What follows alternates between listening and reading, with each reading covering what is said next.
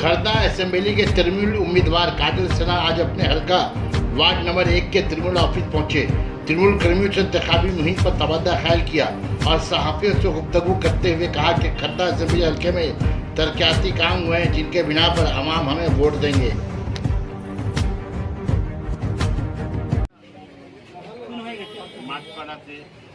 তারপর বড় বাড়িতে অলিগুলিতে যা আছে পাড়ার ভিতর খাটালের ভিতরে লেখাগুলো আর 14 তারিখে আমাদের মিটিং হবে।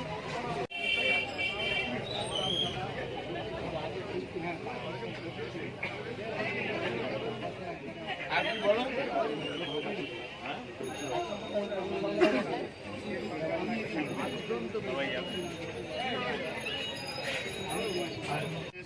আমাদের 1 নম্বর ওয়ার্ডের পার্টি অফিস, এখানকার যারা আমাদের কর্মী আছে, নেতৃত্ব আছে, তাদের সঙ্গে একটু দেখা করতে এসেছি। তারা অলরেডি কাজ শুরু করে দিয়েছে।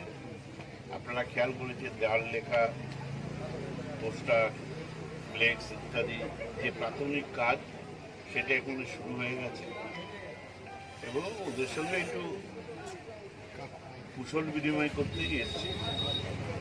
এখান থেকে আমরা অনেক ভোটে জিতি, এটা তৃণমূলের গড় বলতে পারে খর্দার। সেই জন্য আমি আজকে এখানে এসেছি।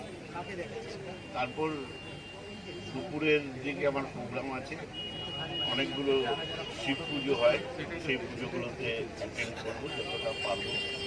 শিব মন্দিরগুলো একটাই আমাদের প্রচার, আমরা যা উন্নয়ন করেছি বিগত 5 বছরে মমতা বন্দ্যোপাধ্যায় পশ্চিমবাংলার মানুষের জন্য যে উন্নয়ন করেছেন এবং ওনার যে পরিকল্পনাগুলো আছে, প্রতিনিয়ত মানুষের জন্ম থেকে মৃত্যু পর্যন্ত মানুষের পরিষেবার জন্য যে কর্মসূচিগুলো উনি দিয়েছেন সেইগুলো মানুষ জানে, মানুষ তার সব সুফল পেয়েছেন।